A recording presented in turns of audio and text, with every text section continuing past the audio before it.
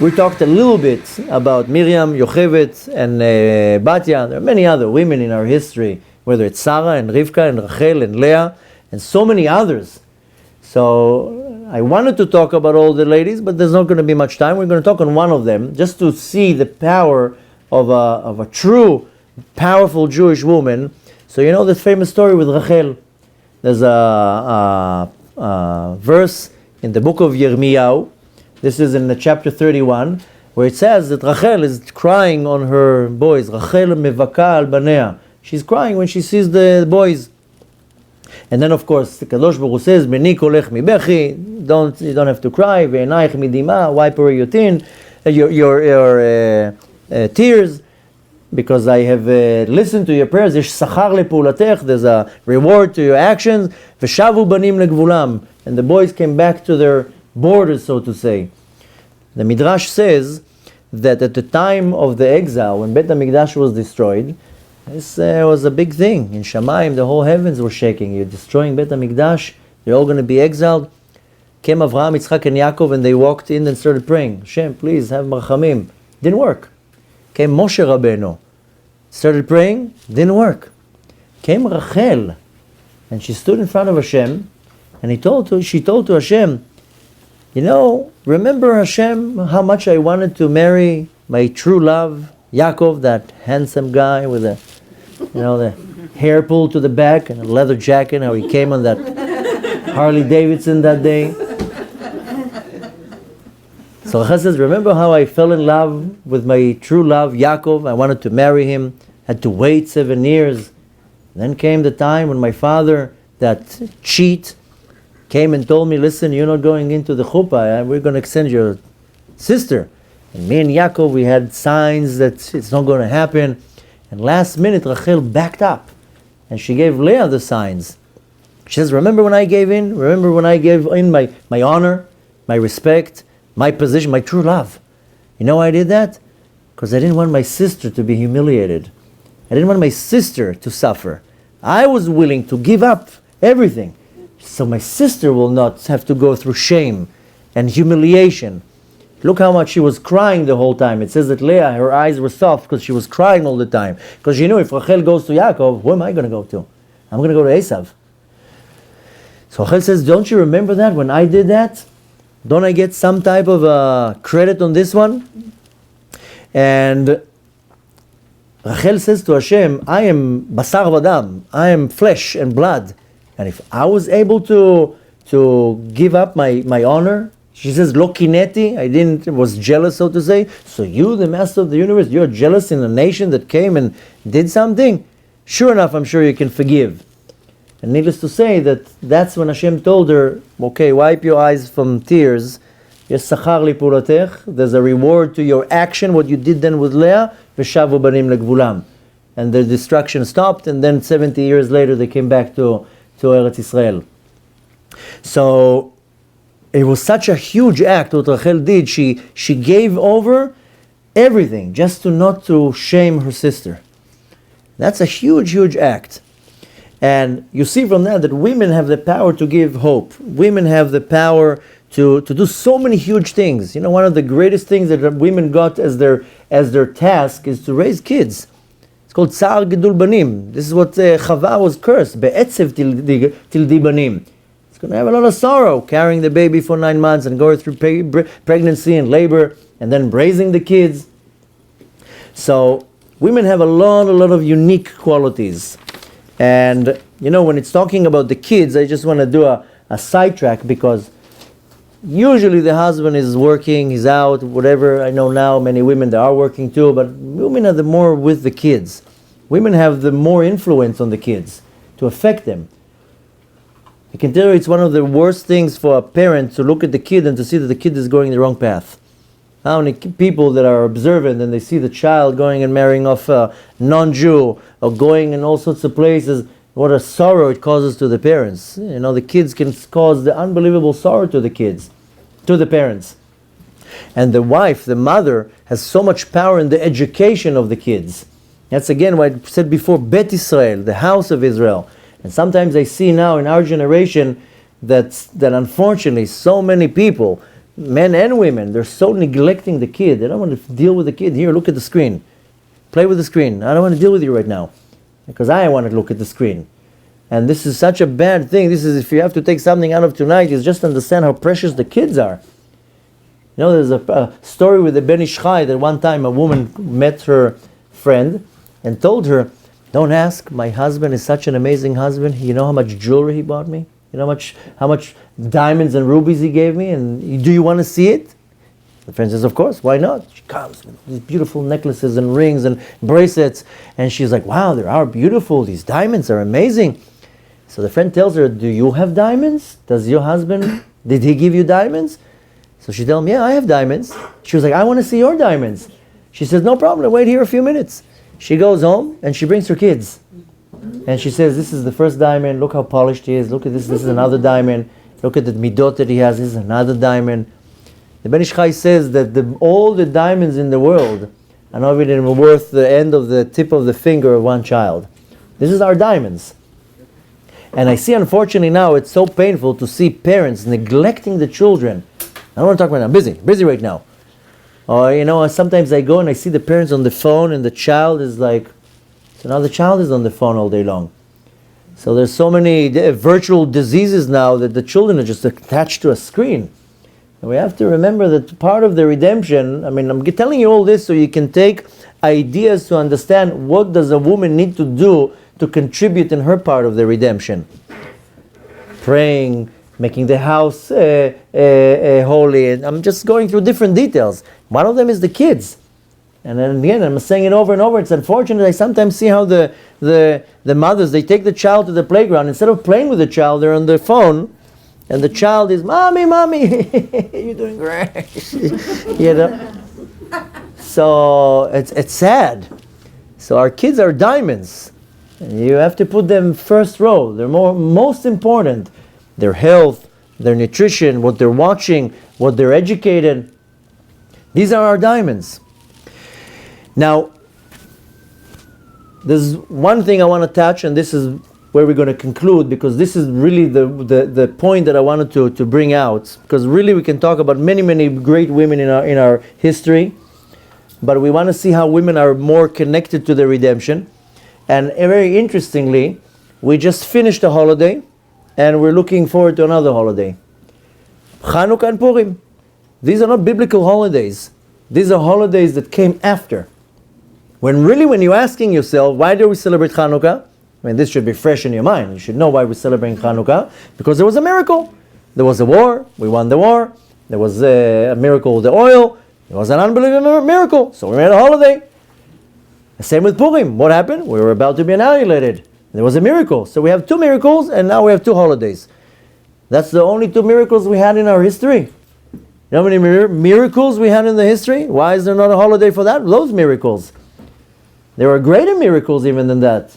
You know that one time Yeshua went to war. He was about to lose the war.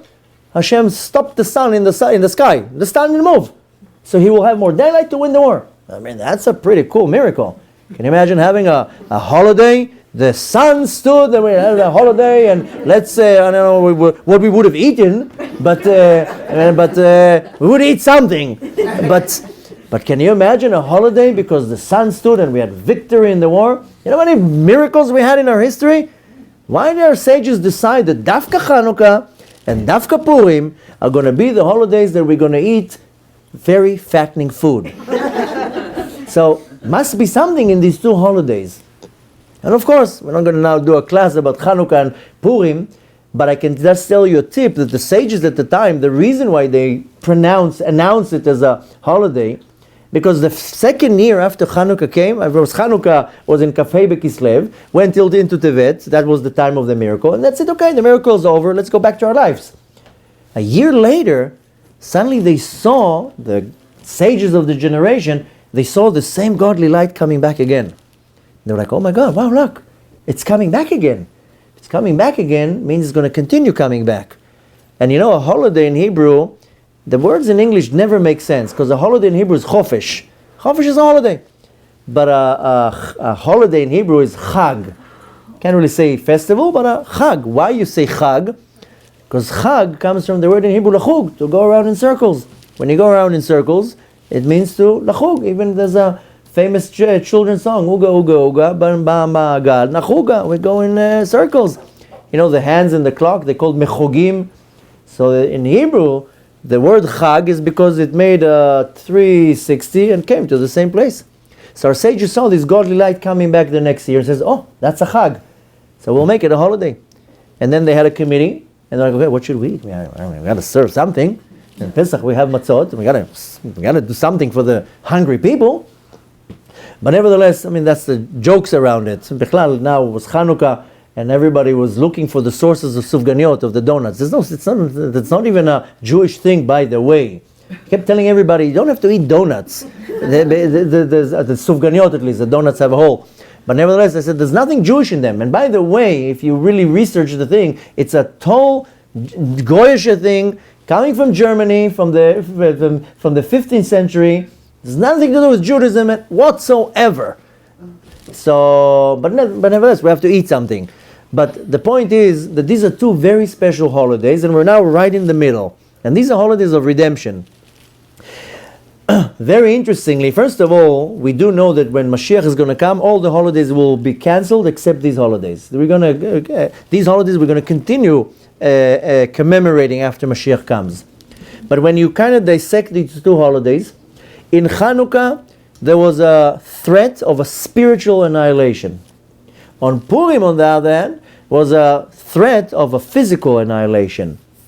Since in Chanukah was a spiritual annihilation, a threat of, because they didn't say we want to kill you, the Greeks didn't say that. They said you can live here, just don't keep Shabbat, just don't do circumcision, just don't sanctify the month. You can do whatever else you want, but take out the spirituality out of it. We want you to kind of assimilate with us.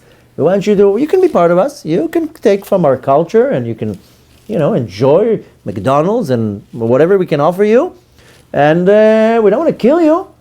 But it was a spiritual plan, the annihilation here. So what was the retaliation? What was the action? It had to come physical. It had a war. There was a war. On Purim, on the other hand, the threat was a physical annihilation. Haman says, I'm going to kill you all. I'm going to have a day where I'm going to kill you all. Hitler did it, Machshimo, with the gas chambers, and Haman had his own plan too. So since the threat was physical, so the answer had to be spiritual. Mordechai didn't gather men to make an army. The threat was a whole year. A whole year, go and take men, start training them, let's make an army, get some guys, we'll do some commando units here, let's fight these guys. We know how to fight. We're nations of fighters. Mordechai says, there's no point of fighting here. You know what he did? He made yeshivot. Let's go and learn Torah.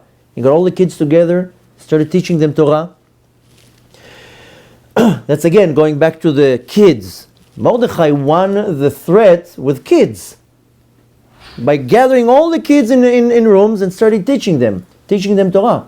Even Haman, when he sent his agents, they told him, if you see that the kids are learning Torah, you have no chance. If they're playing outside in the streets with Fortnite, you're gonna demolish them. So Haman, at the time, they were playing with the marbles. In our generation, they're playing Fortnite. A few months ago, I was on a tour in the West Coast, in the house where I was hosted. I would come home 2-3 o'clock in the morning from lectures, and then go through my messages and work till 4 in the morning, and the kid was in the room. Ah! Ah! I would hear screams. I would know, what's going on here? And the first time I was afraid. Was maybe something happened to the kid? Maybe he's possessed. I have to go to the room, like what is it? And the next day I told the mother, I think something's wrong with the kid. He screams at night. Oh, no, it's okay. He's playing with the computer. At 2 o'clock in the morning, because he had like the headphones. So you don't hear yourself screaming like, no! Whoa, relax. It's 2 o'clock in the morning. I would go in to look in the room, and maybe the child is possessed. Now tell the mom, this is normal to you? No. What do you mean? It's like 2 in the morning. The guy's like 9. So, I mean, it's very funny. We're laughing from it's not funny. It's sad. I see the kids like this. I'm like, This is like where you see how the Samech Mem, the Satan, is wrapped us around his finger, and we're like that. We're looking at screens all day long. If there was such thing as aliens, and they would look down here, they were like, "This is a planet of idiots." Yeah. You know, they're all hypnotized. Like, I remember like 15 years ago when people started talking to themselves, it looked weird. Then when they started doing the I mean, there wasn't really like a Bluetooth, but they had like the earphone, and then you see people in the car like, and everybody's like, "What's going on with that guy?" Now it's normal. People walking in the streets. You know, it's those people talking. Now it's like normal. Now I was in the airport, I'm washing my hands in the bathroom, the guy's like talking, and I'm like, we're in the bathroom, excuse me, like, what are you talking about? And then, you know, now there's these little white things, so now it's normal when we see people talking to themselves, but imagine a few years ago, 20 years ago, who went like this? We didn't have smartphones there, we were more normal. We had newspapers, there was magazines, there was Monopoly. You remember that game? It's like a dinosaur. Tell kids now Monopoly. Who? Is that an app? No, it's not an app. It's a game. So, Baruch Hashem on Shabbat, you can't play with apps. You have to play something like that. I mean, now we're all laughing. It's not fun. It's actually sad. Sad to see that I see kids are attached to these machines, and we're just as guilty, by the way. I'm saying we because I don't want to say you, because then it sounds like I'm some... but I'm not attached to that. And you know, I also use technology. I also have a smartphone. It's just not attached to my waist. I don't check my messages 15 times a minute. Twice a day, I will go through my messages. It's not on me, the phone. In the morning, I will check it. At night, the phone turns off. Some people sleep on the phone. You know, in Chas v'Shalom, you get a message at 3 o'clock in the morning. It's very important. So, I'm not removed from technology.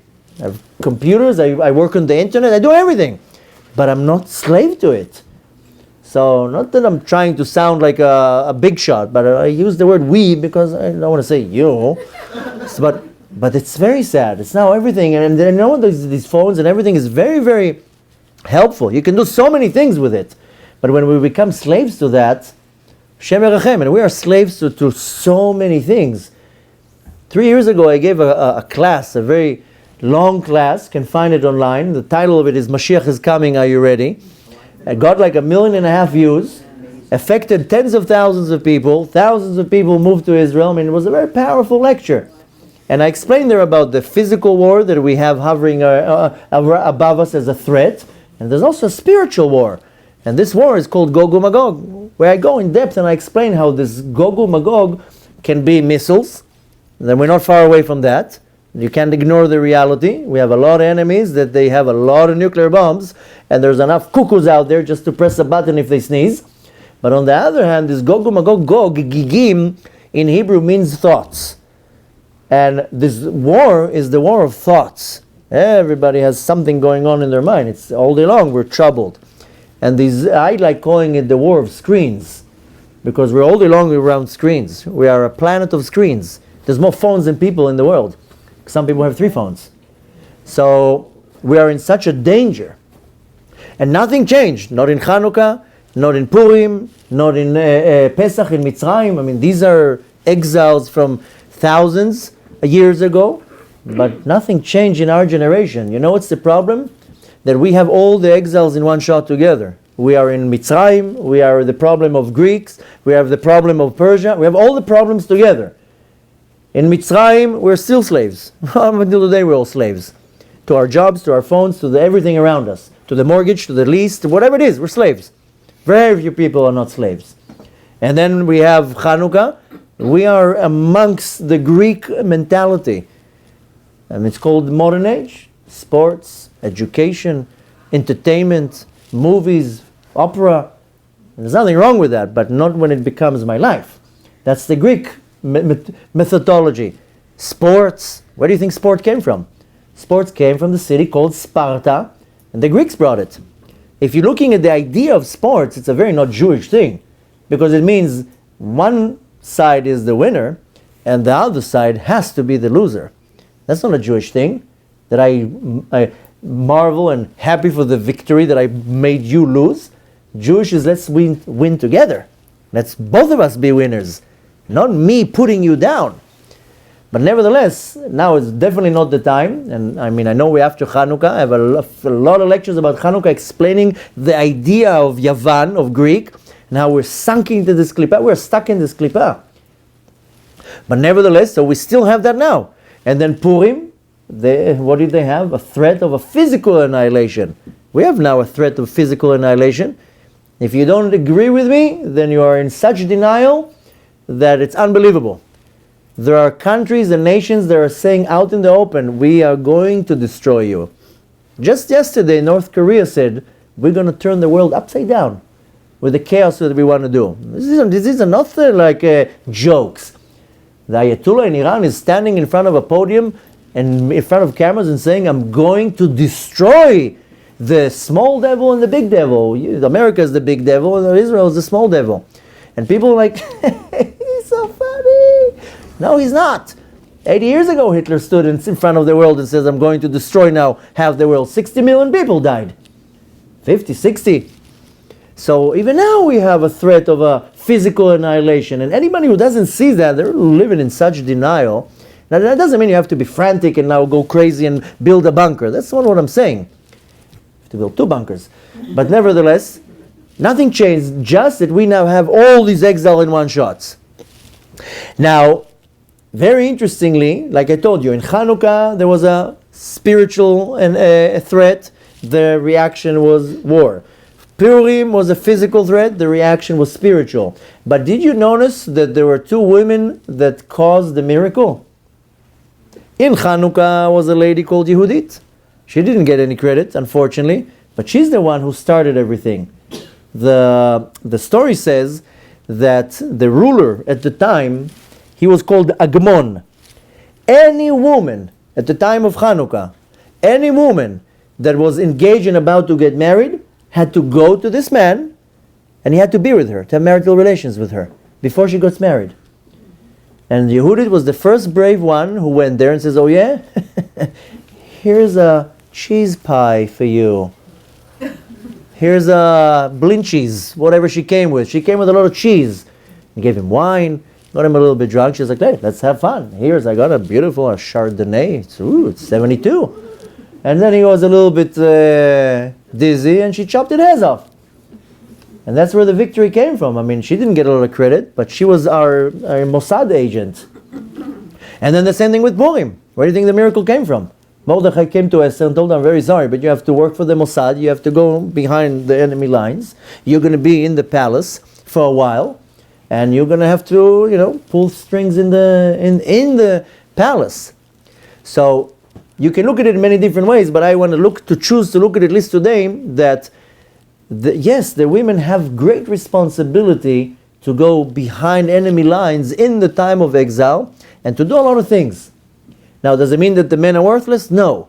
But we now want to empower the women to explain to the women, and the husbands need to understand that, because if I don't let my wife to be who she's supposed to be, then I'm shooting myself in the leg.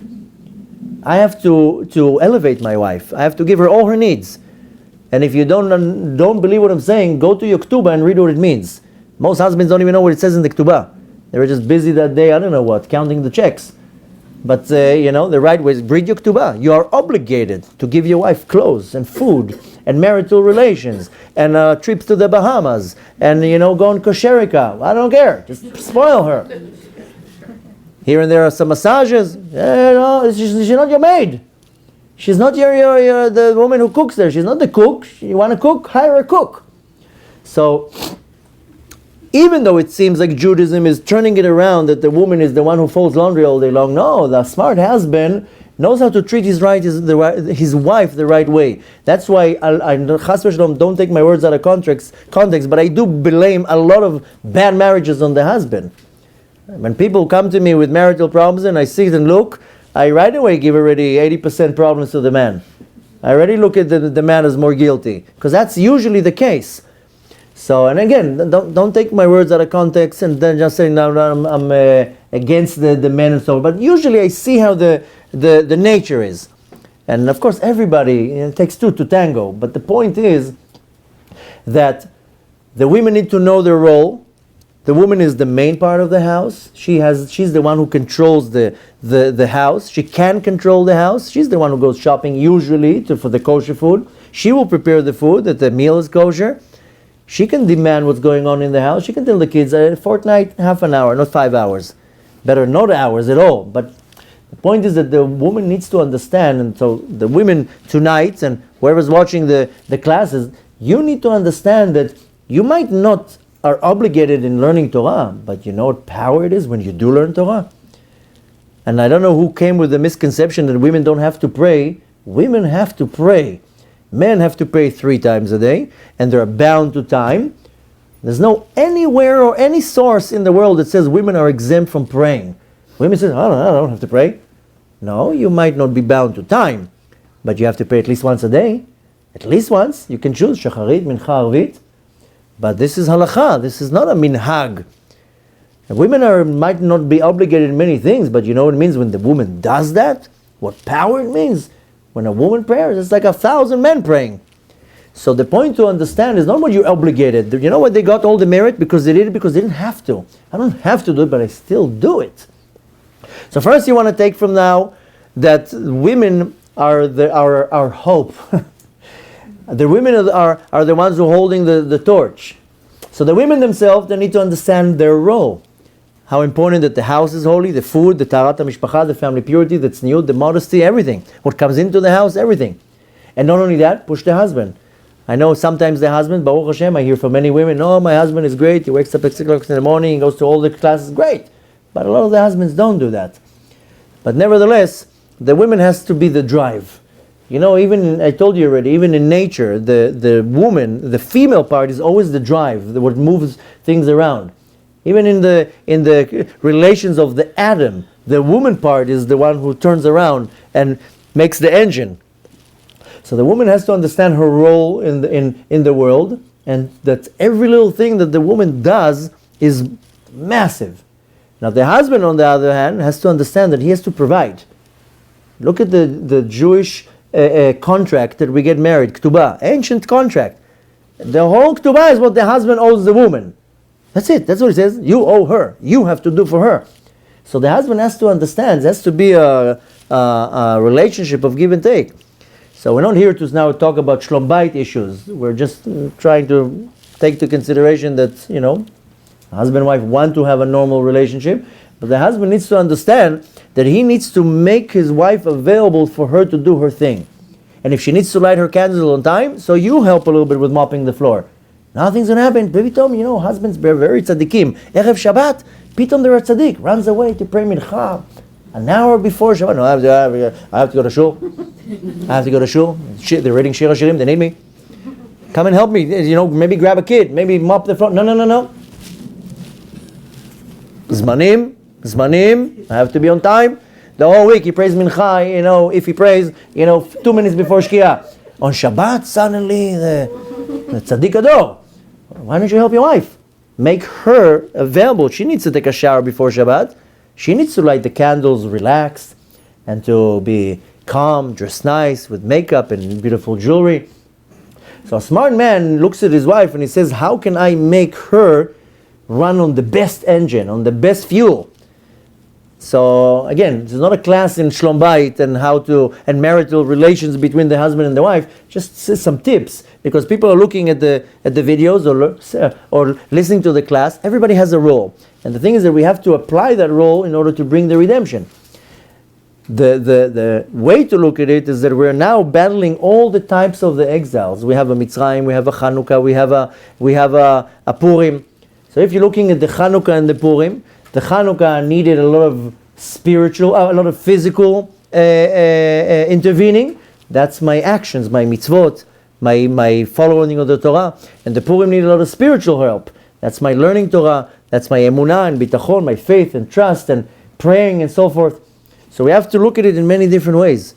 Because yesterday, it's not a continuation. Today is not a continuation of yesterday. But yesterday I said very clearly that we have a prophecy from Yeshaya that if we're going to do tshuva and everything will be good, then the redemption will come very smooth. And there's a prophecy in the book of Hosea that if not, it's going to be a destruction. It says there the cities will fall down and mountains will crumble down. Who needs this headache? So we not only want to focus on the importance of a woman's role in marriage and life, but to how it's attached to the redemption. Because if anybody doesn't really aware that any second the redemption can come, either way, then you have to wake yourself up. Because we're not in a time that, sometimes I hear people saying, in 10 years, in 20 years. 20 years? What are you talking about? Mashiach will come tomorrow. Is it 20 years? What are you talking about? Now we live in Israel, Baruch Hashem, I have 3 boys. So my older boy is 12, and he tells me, listen, I don't want to go to the army in 6 years. I'm afraid, maybe I'll die or something. My 10-year-old says, no, I want to go to the army. I want to start shooting things around and blowing things up. And so my 12-year-old, when he tells me I'm afraid, I tell him, listen, if chas v'shalom, Mashiach is not going to come in 6 years, then we're going to need an army? Oy v'avoy, if Mashiach is not going to be here in 6 years. I don't know what army we're going to need to have. What type of an army we're going to need in 6 years? So some people, they're looking 20 years from now. 20 years, we should be sitting already in Yerushalayim, learning Torah all day long. Now there's nothing wrong with me planning my life and living in this world. But the whole mindset has to be that any second Mashiach is coming. I'm not thinking now when I'm 70. Sometimes my kid tells me, when I'm going to get married, you're going to be 62. Oh, you're going to be so old. And my kid will have a bar mitzvah, you'll be 84. You're going to be so old. I'm like, old? When I'm going to be 84, Mashiach's going to be, I'm going to be like Rambo. What are you talking about? I'm going to have wrinkles. So, and then that's when my younger daughter's like, if I'm going to get married when I'm 20, you're going to be a grandfather then. Okay, till Mashiach, till you're going to get married, Mashiach's going to be here. I'm going to be in great shape, trust me. So, the idea is that this is one of the 13 principles, that I have to constantly believe in the redemption and know that any second it comes.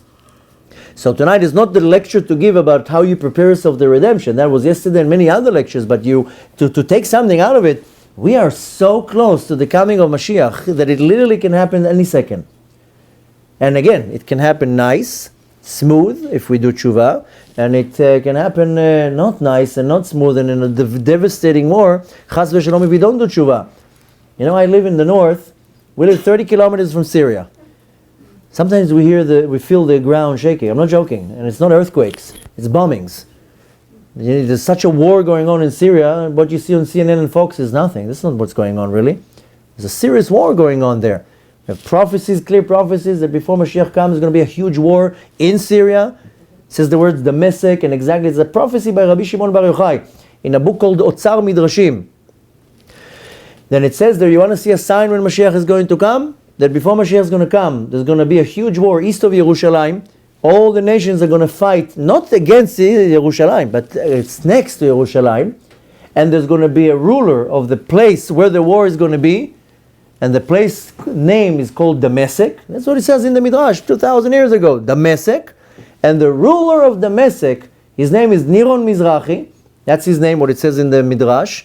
And when he falls down, Mashiach, the Redeemer of the Jews, will come. Now when you look in this Midrash, so far it's pretty real. There's a war in Damascus. Damascus is the capital of Syria. But who's Niron Mizrahi? The numerical value of Niron Mizrahi, the Gematria, is 571. There's a ruler in the land of Syria. His name is Bashar al-Assad. His numerical value, the Gematria of Bashar al-Assad, is 571. So you have a prophecy, a clear prophecy, and this is in front of your face. Sometimes we see him, not that I'm trying to scare anybody. Sometimes we see jets flying all day long. We're 30 kilometers from the borders. And sometimes when I see all these jets, I'm like, good, it's happening. It's happening. And then nothing happens. So, not that I'm wishing for wars, but it's imminent. It's any second. So the Yetzer Hara has us wrapped around our finger. So we, like I said before, don't need to do a rerun. We're all focused on the screens. Our kids are focused on the screens. Why do you think Dafka Fortnite came? Dafka now. Dafka now, a minute before the redemption, you have Fortnite. I mean, I even know what's Fortnite. That's how ridiculous it is. In the beginning, people told me Fortnite. I'm like, what? And then I saw the kids. I don't want to do my imitations, but come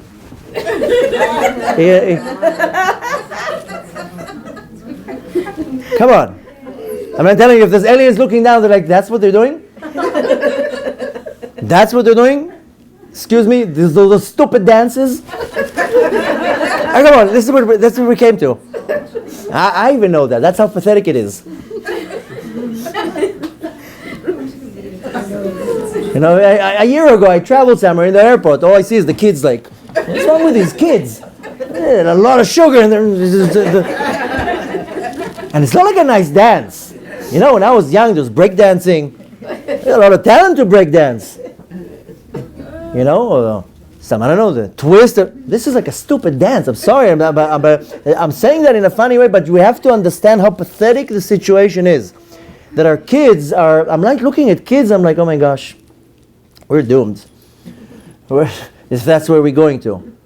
So we have to understand that, why am I saying all this? Because to understand that the Samich Mem, the devil has wrapped us around, that we're so busy and overwhelmed with nonsense. With really nonsense. If my iPhone is X or S, I don't even know what my iPhone is. The other day somebody told me, what's your iPhone? I told them, who cares? It rings. I can check 6, 7, 9, 2. Who cares? It doesn't matter. No, but you know, the X has the S and the S, and it moves. It moves. It does what it needs to do. And that's, that's how pathetic we've gone to a point that we're distracted. I'm not trying to laugh at anyone, not trying to put anybody down. I'm just trying to make people realize that we are distracted. Then when we are distracted, we're not noticing what's going on around us. And the redemption is coming any second, and I don't want to be caught with my pants down. And in some cases, it's literally with the pants down. So, the point we want to take from that is A, that the redemption is around the corner. Don't miss out. There's a lot of information. I have a lot of lectures. I'm sure there's online many other lectures. I don't know what's going on online. I don't go and visit other websites, but I'm sure there's a lot of others. I hear from many people. There's great rabbis talking about the redemption. Look into it. You know how lucky we are? Thousands of years. Prophets, great sages, great rabbis, nations, communities. We're waiting. We're longing to see maybe we will be redeemed. Can you imagine how many millions of people in the Holocaust standing in the boxcars wishing for Mashiach to come and end this? And we are the ones who are going to see it? I don't think people really realize what it means that tomorrow or in a week or in a month we can see Mashiach with our own eyes. Can you imagine seeing Bet HaMikdash and being like, what? Every time we say Shir HaMalot B'Shuv Hashem et Shivat Zion, every time that we mention when Hashem is going to return to Zion, Zion is one of the names of Yerushalayim, Hayinu Kecholmim. We were as dreamers. There's many different interpretations what it means we were as dreamers. One means that we're going to be like this. What? Pinch me because I don't believe what's going on here. The other one will be that we're going to realize that when the redemption is going to come, we were dreaming now. This is a dream. So there are many different interpretations, but the point is that any second something can change. And I know many people look at me like, what are you smoking? What are you talking about? Are you smoking opium? That you're talking about all these nonsense? Mashiach, nah. It's a misconception, it's a theory, it's some invention of the Jews for hope. And not only are we waiting for Mashiach, there's also billions of Gentiles that are waiting for Mashiach. We didn't invent anything. Mashiach is for everybody. Mashiach is not for 16 million Jews. Mashiach is for billions of people. And also the nations need to be included in that. So we have to understand how lucky we are that we're going to see the change. Some will be lucky to see the change. Some will not. Some might have to leave a minute before the party starts. Just imagine the disappointment. So we have to understand that the redemption is around the corner. But since today we want to focus about the ladies, and we need to understand two things. A, the ladies need to understand their power, their role, their responsibility, what it means to have that the house has to be kosher. And when I mean kosher, I don't mean you eat the house, that the kitchen is kosher, that the family purity is kosher, that the dress, the attire is kosher, everything is kosher. What's even in the house? I sometimes tell parents, I don't know why you let this Fortnite into your home. No, because my kids and everybody has that, and I know I'm stuck on this Fortnite because it's a disease. But people tell me, no, but all the kids have it, and the child will be okay. So do it in some type of a moderated way. When I was a kid, I would build tree houses. I would run in the fields and pull rats out of holes in the ground, and I had animals, and I built my own toys, and I didn't live in the dark ages. I'm only 44, but I had a normal childhood. I had a bike. Remember that thing, this prehistoric thing? A bike. Kids look at a bike like, what the hell is this? Where's the on button? What do you mean on button? You have to move your legs. Move my legs? It doesn't have an engine? Now the bikes are electronic. Even the scooters. I mean, in my day, you had to actually do some type of a hip move to go on the scooter. Now you're standing there like this. And I was just in Los Angeles a few months ago. All the streets in Los Angeles have these scooters. You're creating a society of lazy people. Walk! Why do you have to stand and be a nuisance to the traffic? And you're going like 3.5 miles an hour. Move! So, when you look at that, I look at kids, I feel bad. I literally feel bad. I had such a good childhood. I had a good childhood. That's why I think I'm normal. But I look at the kids now, they're like glued to a screen. They have. If Chas v'Shalom Mashiach would not come, how we would look in 100 years? Like this. Our fingers would be like that. What's wrong with these fingers? Well, I've been touching a phone for the last 50 years. So we have to really make a change. I'm not telling you to separate yourself from technology and modern life. There's nothing wrong with that. I have everything that everybody has. It's just moderated. It's just controlled in the right way. My kids also enjoy things, but they're not glued to a screen all day long. And it's not only the screen, it's many other things. It's also us. We're also glued to a screen all day long. When was the last time you had a normal conversation with somebody? You can't talk with people by texting. And all these smileys, all these emojis. It's like, sometimes people send me emojis, I'm like, I don't know what you're trying to tell me. Just write, I'm angry. Don't send me a smiley with like eyes like that. I don't know what it means. You have to have like a dictionary for the emojis. This means I'm upset. This means I'm happy. Like, I don't know who invented that. What is like some type of a universal language? If it has like steam coming out of the noise, I'm very upset. If the eye is like that, like come on. So we have to really, really focus and look at what's going on here. And the Samech Mem, the devil, is trying to confuse us all the time. And we're all wrapped around his finger. So we got to get our act together, because if not, we're really going to find ourselves in not a good place. Just yesterday I was giving the lecture how bad the situation is, even in America. Anti-Semitism and all these weird laws coming up. Now I just landed in the United States. I heard the new law that now they're trying to make in the yeshivas that they have to learn secular studies and force them. I mean, there's nothing wrong with learning secular studies, but don't think that in a few months there's going to be another thing, and another thing, and another thing, and then you can walk with yarmulkes, and can you do this, and you can do that.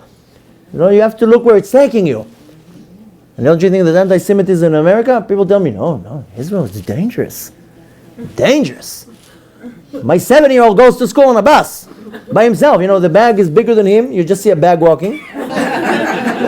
Because we actually have books. And he goes by himself on a bus. When I lived in America, who would let a 7-year-old go on a bus? So, they tell me it's dangerous in Israel. A few months ago, I was in London. I did a tour in London. Scary.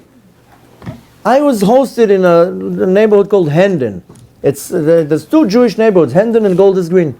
And they're next to each other, and there's a long road, Hendon Road. There's like maybe 40 shuls there. On Shabbat, I all excited, Friday night, I go out, put my jacket, my beautiful tie, I go, let's go to shul. It looked like a battlefield. Every shul has like 3-4 soldiers with machine guns, vests, armed, helmets, anti-terror. I'm like, what is this? No, it's scary in Israel. In Israel, what are you talking about? You have army guarding your shuls. So We have to understand the world is going through such a shift, and people are like blinded. You know that I told you. I don't know if I told it in the beginning of the lecture. You know that now in Paris they closed all the shuls on Shabbat. There's such riots there. All the shuls came out with an announcement: do not come to shuls. The shuls are closed. You're not allowed to come out. And you know what they're saying? It will pass. No, it won't, because the next riot will be 10 times worse. And now the riots are anti-Semite riots. They're not riots against that they're saying that the government is not giving them the right benefits. They're saying, that's what they're saying, that's what I read today, that the rich Jews were the ones who voted and got for the government so they can get tax breaks. Now it's the Jews' fault. That's a rerun from 1932. So, again, it's not about living. A lot of people tell me, oh, you're a doomsday rabbi. I don't want to hear what you have to say. It's not doomsday. It's a wake-up day. It's wake up. So, look what's going on around you. Because you don't want it to be too late. So, I can talk on more and more and more, but we want to conclude. I feel some of you are already like, okay, I got the point. I'm unsubscribing Fortnite. No more Fortnite! Now I'm going to have a bunch of kids angry at me. One time I met a teenager. He came to me in the street and told me, you Anava? I told him, well, my name is Alon. You Anava? I'm like, no. He's like, I hate you. I'm like, okay, welcome to the club. There's a Facebook group for the ones who hate me. So, what did I do to you? He's like, all day long, I hear your annoying voice. And I'm like, what? He's like, my mother all day long listens to you. And Alon said, and Alon said, and Alon said, and Alon. He made a Facebook group, called it I Hate Alon Anava. So, and I was like, you're going to thank me one day. I have talent to annoy groups of people. There's a lot of angry husbands. I have a lot of angry husbands that don't like me. What are you doing to my wife? What are you doing to my wife? She started covering her hair. I didn't do anything. Have a forum of angry husbands. If I chas v'shalom fall into their hands, oy va'avoy, what's going to happen to me? A few months ago, I was hosted somewhere. I went to a lecture. So the husband is a great fan of mine. I have in the basement pictures of me on the walls and darts, like, right over here. And so his wife sent him, you go pick him up from the airport. And I'm sitting in the car like... And then, it's quiet, long drive from the airport. I'm like, Hashem, this guy is going to take us down into the river. Finally, we come into the home. He pulls into the driveway, and he tells me, every night when I come to bed, I find you in bed with my wife. I'm like, excuse me? I don't teleport at night, but what are you talking about? Like every night, I come to bed and you're between me and my wife. So I know there are many wives that can relate with that, and many husbands like, oh yeah? Oh yeah? So I have a talent to get a lot of people angry, but the point is that there's some angry kids at me. Why you told my mother to cut off the internet in the house? But with all jokes aside, we have to everything has to come with a smile, because if not, we're going to be depressed. As it is, life is depressing. So, but we have to also realize the severity and the intensity and how serious the situation is. And the ladies, no pressure, but we have our hopes with you. So you got to get your act together, ladies. Don't listen to the husbands. You get your act together, because it's all because of I shouldn't say because it's in the merit of the ladies. So the ladies have to really step it up, more praying, more Torah, attend Shiurei Torah, learn Torah, make sure that the house is super, super kosher, that your kids are kosher, that the whole environment is very holy and clean. Don't be impressed by the husbands that are telling you, you're going fanatic on me. Yeah, what are you in dresses now? No, don't worry, you can wear a dress, it's fine. And for the husbands have to be smart and say, let your wife do her thing. I always, I'm also a husband. I also have a wife. I'm not like a superhero. I'm a normal human being. But I try to constantly see what can I do to make sure that my wife is functioning on the best way possible. Could let her do her thing. She needs a day off. Okay, here, take the day off. You need a massage in your leg, even though I don't like massaging, but that's what you need right now? Because the women are the ones who are running the show. It seems like they're not running the show, but they are running the show. So the women really have to pull the weight together, and the husbands have to follow through with it. So, Bemet, what is left to say is that I hope that you leave the door tonight with a plan, and at least if not with a plan, then some type of a change in your mind. Because the point of tonight is not to scare anybody, rather to empower and to inspire. So you have to leave the door tonight and understand, A, we are the most luckiest generation in the world, in history, because we're going to see the redemption. B, we have a lot of responsibility, because we have to do something, because not all the world is working towards bringing the redemption. It's a group. Of course, we want everybody. We're doing a very big effort in the last 10 years to get as many as people possible observant and close to the Torah. And it's not only the Jews, by the way. You need to get millions and millions of Gentiles also part of the redemption. It's not only about the Jews. We have to get all the nations excited about the redemption and about Mashiach, because Mashiach is for everybody. So we gotta get our act together, and then we have to see what exactly happened in history, and how we're being manipulated now, and how we can intercept that. So 2,000 years ago, they didn't have Fortnite, but they did have different distractions.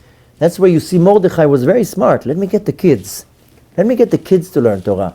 The kids learn Torah, we are untouchables. Nobody can touch us if the kids learn Torah. If the kids are on Fortnite all day long, that's why there's Fortnite right now. This is a game came from hell to occupy the kids. Why? Because the kids, instead of reading Torah, they're playing with this nonsense. Forget about now the complications after that. They become addicted to it, and violence and all this nonsense, and it's not even modest. Sometimes I look at it, half the figures are half-naked ladies. That's what you want your 9-year-old to look at. So our kids are the diamonds, and the kedusha in the house is the diamonds. So I really hope that at least a few percent of my words made sense, if not 100%. If not, then see the rerun over and over and over till it penetrates deep into the brain, because we have to do something. We owe it to ourselves, we owe it to our kids, we owe it to our God, to our master of the universe. And more than that, everybody is already on the edge. I started by saying everybody has financial problems. It's not financial problems, then it's health problems. And if it's not health problems, then it's marital problems. And if it's not marital problems, it's problem with the kids. Everybody has problems. You are not the only one. Everybody is going through at least a couple of big challenges in their life. And everybody's looking like, he's not talking about me. But he is.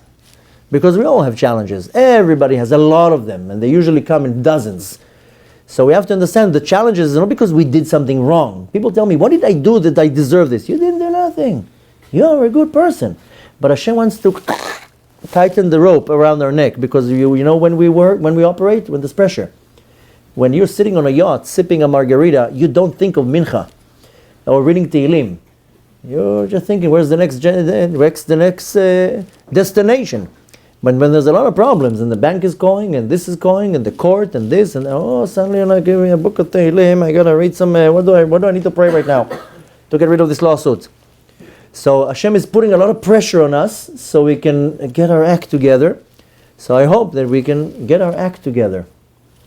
So I want to wish you all success, and not only success, that your path should be clear and come in a smooth way.